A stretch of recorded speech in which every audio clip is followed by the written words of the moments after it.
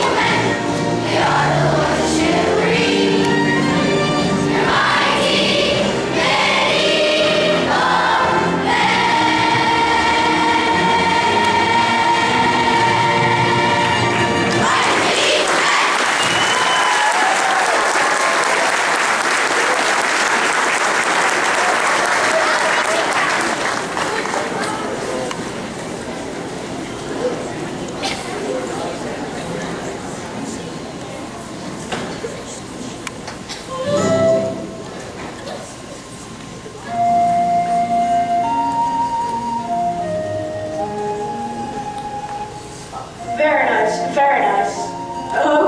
Okay. We get it. You all know the legend of King Arthur. If not, let me tell you. Oh, really? Let us tell it. You'll learn it for days. Well, I guess that would be all right, but It was the day of the big joust. All the knights were gathered in the roped-off area with their armor, horses, weapons, and attended by their young squires. Squires are young men who hope one day to be knights themselves. The squires do everything for the knights, including getting them ready for the joust.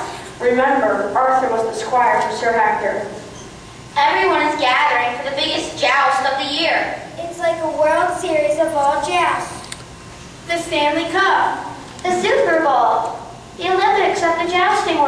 Enough already. Let's have a song.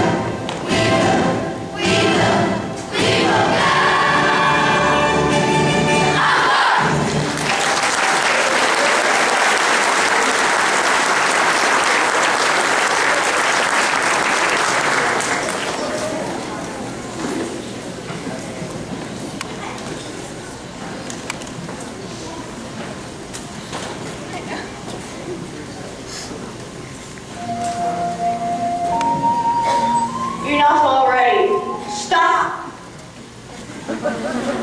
Now, where was I? Oh yes, it was the squire's job to serve this knight.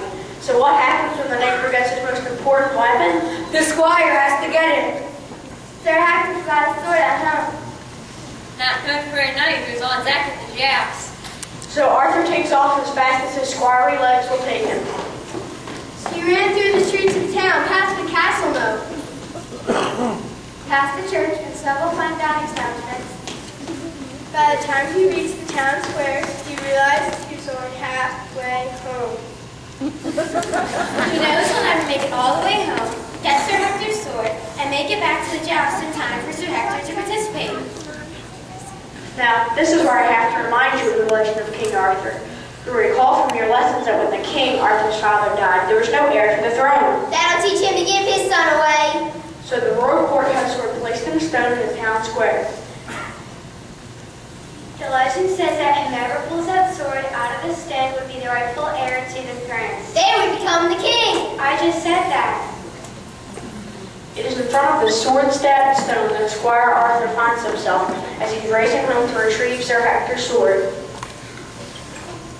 What you probably don't recall from this famous legend is that only a few steps away from that stone was another rock.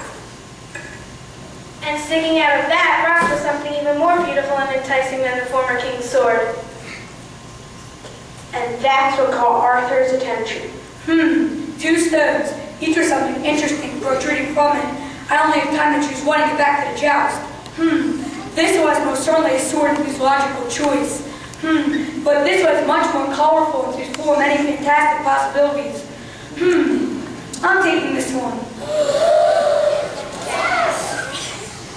Does this sound at all familiar to you? Well, watch what happens next.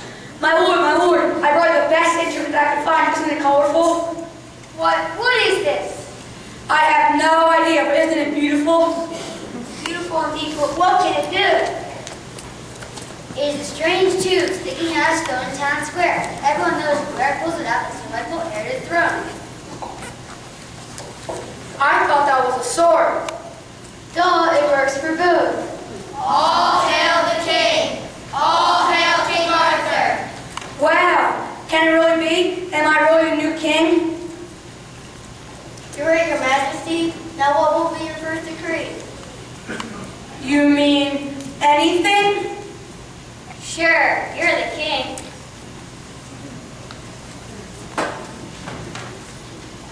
Well, then I decree that from now on in this kingdom, there'll be no more use for swords or weapons of any sort except for this marvelous, colorful instrument. What? You can't be serious! I think that's a marvelous idea. And until humanity